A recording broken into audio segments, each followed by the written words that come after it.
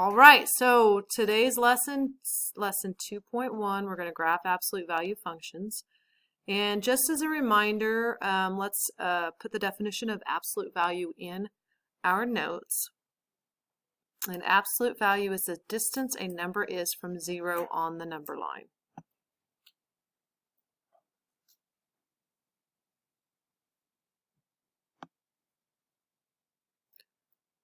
Okay, so the parent function for the absolute value is this. And we're going to look at a t-chart and then the graph of the absolute value parent function.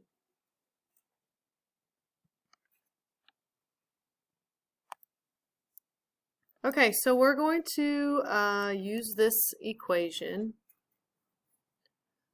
Y equals absolute value of x. Sorry, my pen is not the best, so that's really bad. Let's try again. There we go.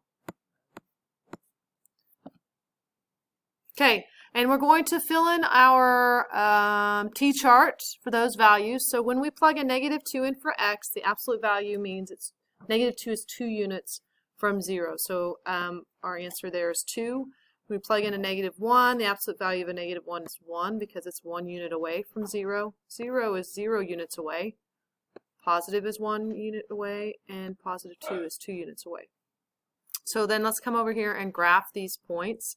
So I have a point at -2, 2, -1, 1, 0, 0, 1, 1, and 2, 2.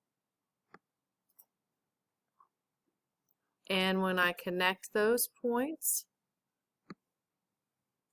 I get a V graph, and that is the absolute value function. Okay, so the domain would be the allowable x values. So that we have no restriction on our x. X goes as far left as possible and as far right as possible. So that means -infinity to +infinity, right? And our range is our y value. So we have a lowest y value right here, correct? That's the lowest point. Oh, hold on, there's a delay. There it is. That's the lowest point, which Masons tell me is at 0. So the range starts at 0 and it equals 0. So I'm going to use a bracket, 0, and then it goes to +infinity. There we go. Awesome. Okay, so we are going to look at, here's a different way to state, hold on.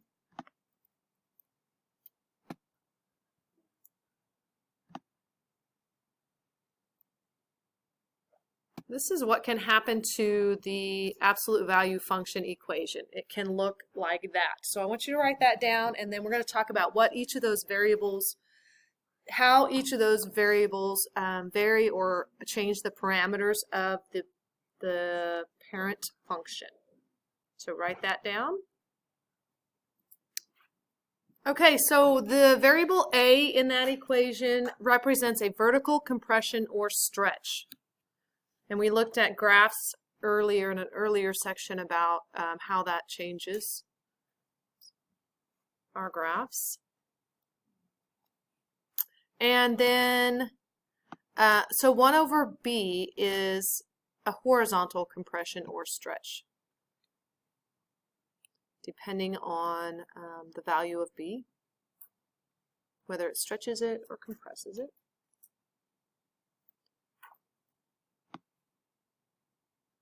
H is a horizontal translation, and remember it's in parentheses with the x, so it's the opposite. So if it's minus h, we would think it would be moving it to the left, but it's actually moving it to the right. If it's plus h, we think it's moving it to the right, but it's actually moving it to the left. So that's the one that's a little bit backwards.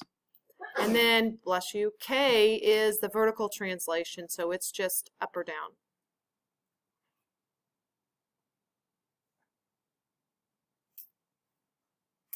The nice thing from this form of our equation is that we can easily, from this form, we can easily identify the vertex. So HK gives you the vertex of that function, that absolute value. And the vertex would be the V point. Okay, so are we ready to move on to the next page? Yes. Oh, I've got a handout. So the first thing we're going to do is identify the vertex. And remember, we said that the vertex was HK, and H is what's inside the absolute value with X. So it's X plus 1, but that's backwards of what we think. So plus 1 is a movement, as a horizontal movement, actually left 1. So our vertex, where is that? What's happening? Our vertex is actually the point. Why is that not working very well?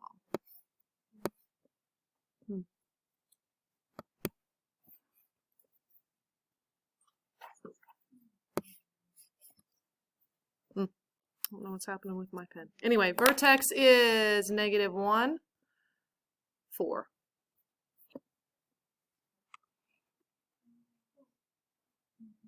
And so let's plot that point on our graph.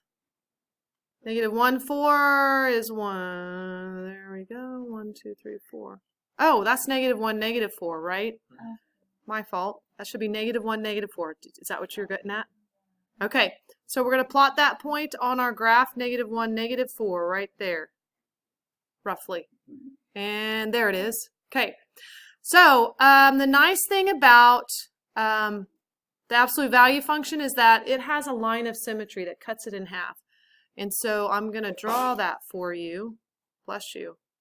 It's this line that's on our vertex, which is not very well drawn, but you get the point. Okay? Okay. So we can find a point over here and just flip it over to here, and we'll have our graph. So in order to do that, I'm going to pick a value for for X. So I'm going to use 0, G of 0. So I plug that into my function. Where I see X, I'm going to put 0, so that gives me 0 plus 1. Whoops.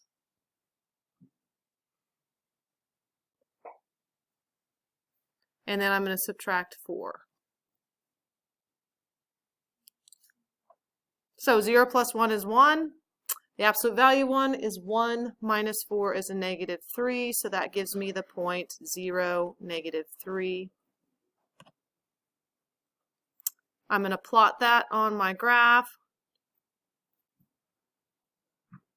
And I can reflect that over that dotted red line now. And it's just going to be, there's that other point. So now I can graph the absolute value function like that. And I want you to think about domain and range. See if you can come up with the domain and range for this. Our range starts at -3 and goes to infinity. Oh, -4. Yep. What was I saying? Did I mess you up? Good night. I do like 3. What did I do here? Oh, that's where I was getting that -3 right there. Okay. So, -4. Did that mess you up, Reno? Wait a minute. Did I have that 1, 2, 3, 1, 2? So this is not. This needs to be down 1, right? There we go. Okay, good. All right, so now we're ready to go to the second graph. Here it is. What I want you to do is find the vertex and graph it, and then we'll talk about all the other stuff. And I don't know where my inch thingies went to.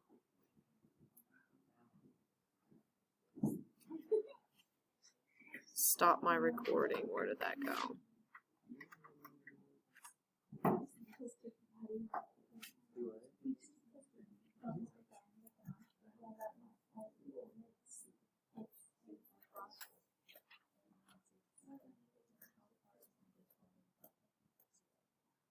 Okay, vertex for this one. We're looking inside with the x, right? And so we see x minus 4. We think that would be a movement left, but it's not. It's a movement right. So our x coordinate for our vertex is positive 4. What do we have outside of our function? 0. There's no plus or minus after the absolute value, so that means we're adding 0. So there's my vertex, 4, 0. I'm going to put a point. There's my point.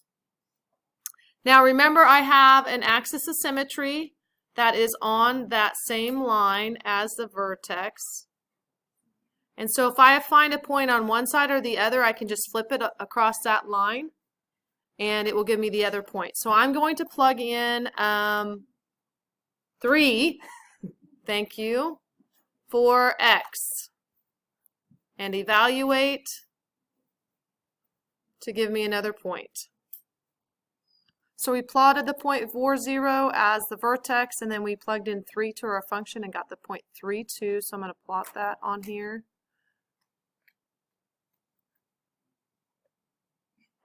And then I flip that over my line, and there's my function.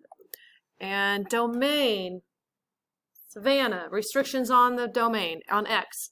What can we use for x?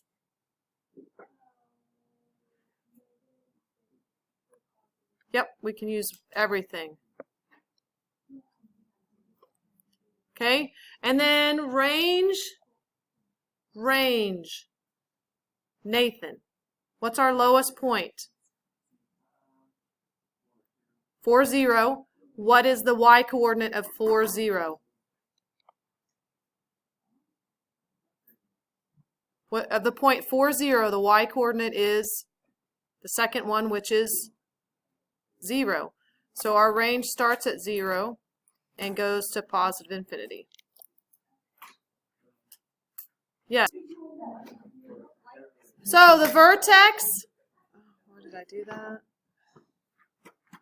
The vertex is the opposite of what's in parentheses, so that'll be a negative 3, 1. So negative 3, 1. And then I'm going to use the point negative 2, or the value of negative 2. So g negative 2. I'm going to get a fraction or a decimal, right?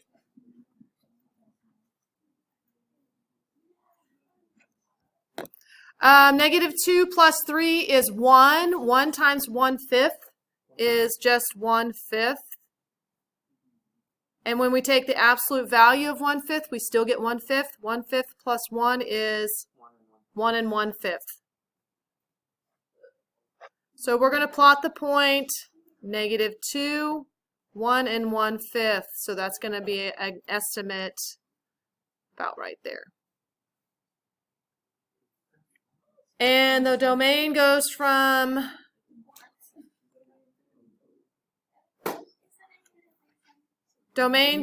negative infinity to positive infinity. And the range, there's our lowest point at negative 3, 1. So we start at 1 and go to positive infinity.